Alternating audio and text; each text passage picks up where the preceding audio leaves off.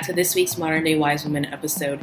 If you're new to this channel, my name is Renee Mullings-Lewis. I'm a self-love teacher, a coach, and a Reiki master, and I create self-love programs and energy healing programs to help you have the most juicy and divine relationship with yourself. Thanks for being here, and to everyone that's been following me for quite some time, welcome back. So today what we're talking about how to have you go from being your worst critic to being your biggest cheerleader.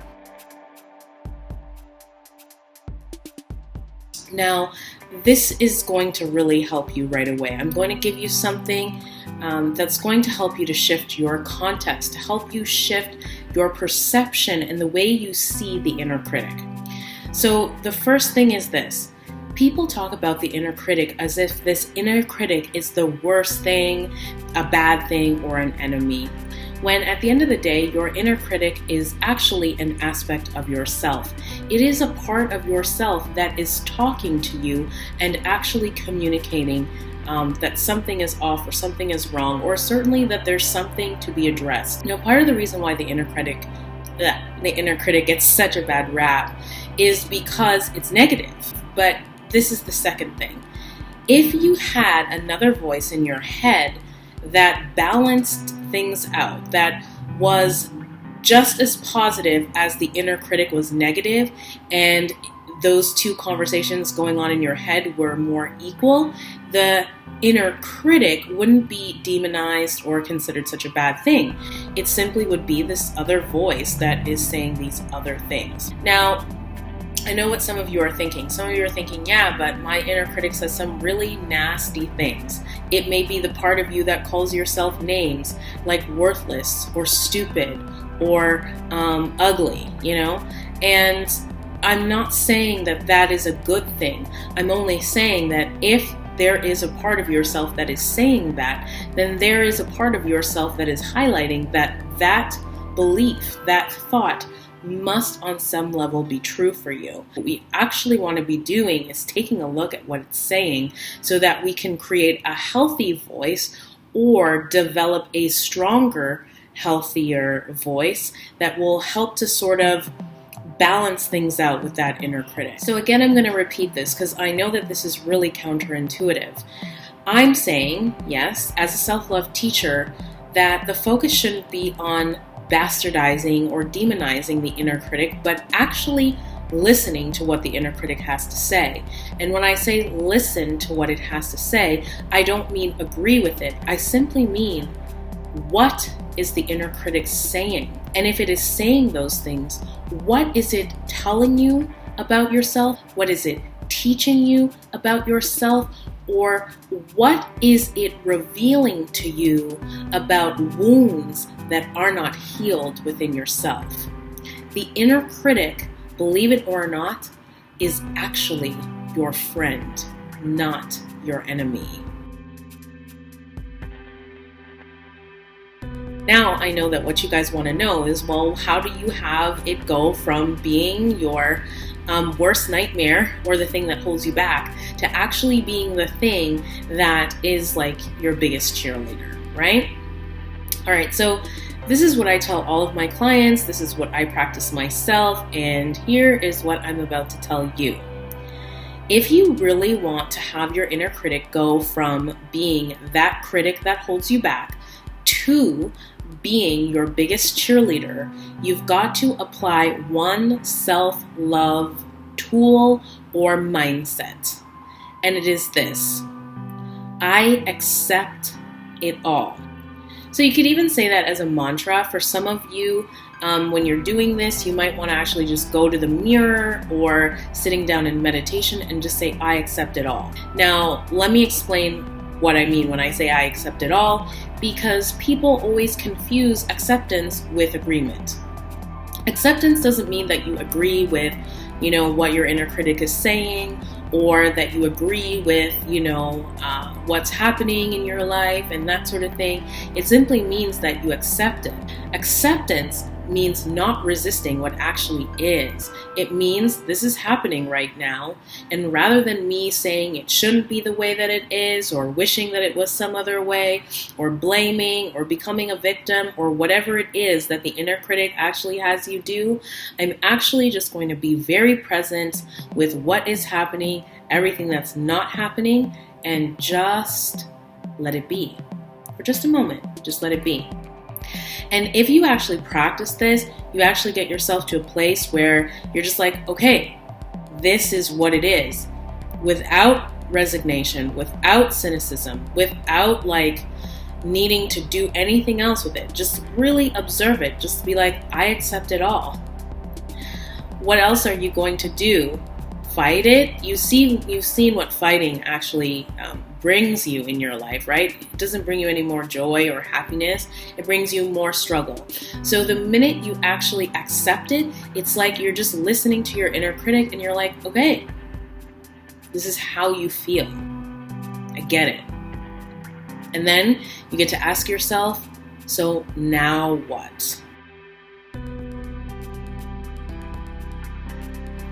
And the now what is what actually takes you beyond the point of self-acceptance or acceptance into the cheerleader mode, okay? Because the minute you accept the present situation, the minute you accept what the inner critic is saying, and you've come from a place where your inner critic is not an enemy, but it's more like a friend and a magnifying glass of what's really happening in your insides, you're just gonna be like, I naturally and organically want to help myself. I naturally want to, do something so that I feel better about myself.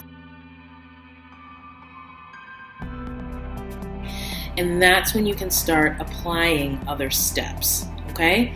That's when you can start taking actions, when you can start getting in communication and asking people for help. That's when you can start hiring coaches and really pulling people into your life that can help you and motivate you and support you and teach you how to heal. But first, you have got to stop having your inner critic be your enemy, and you have got to just bring it on your team. And that, my friends, is how it's done. So the sun is setting and this video is just about over. I hope that it has been incredibly helpful for you. And if it was, and you know what I'm going to ask you to do? I am going to ask you to give it a thumbs up. And also, I really love it when you guys share with me. So leave me a message in the comments. Let me know what you think, if you have any questions, or if you need additional support, okay? Also, if you're not already following me on Instagram, you definitely want to do that. My Instagram handle is @ModernDayWiseWoman.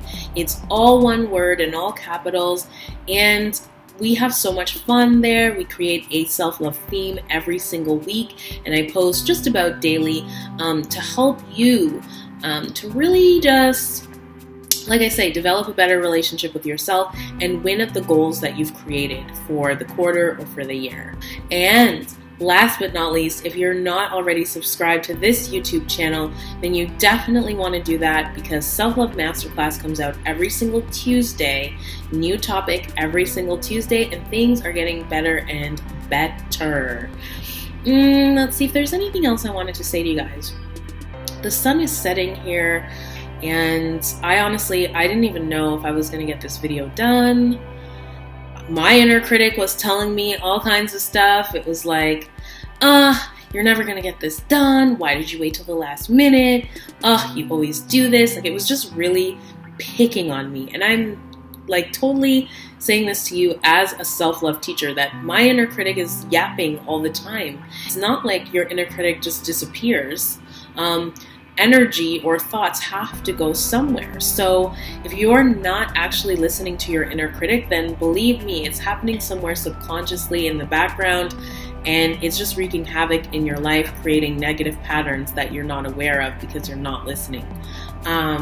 So yeah, anyway, that's kind of what was happening for me. And then, because I actually listened to what was going on with the inner critic, I was able to address it. Like, I was able to say, this is what's happening right now. Oh, it was also criticizing me for my hair. It was criticizing me about when I decided to film the video, about how I decided to do my hair and my makeup, and about what topic I was going to do today.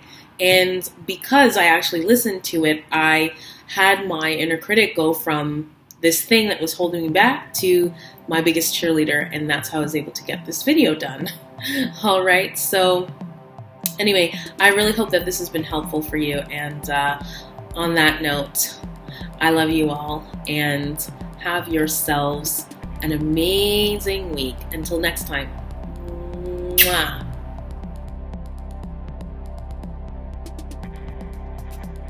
So one thing I do just want to say that I didn't say in the beginning portion of this video is that I think there was a point where I said that like the inner critic and the healthy voice are supposed to be balanced.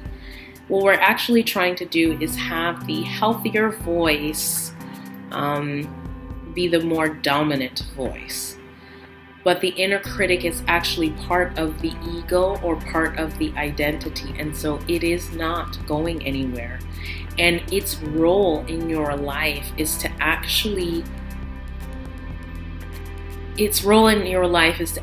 tell you these things, okay?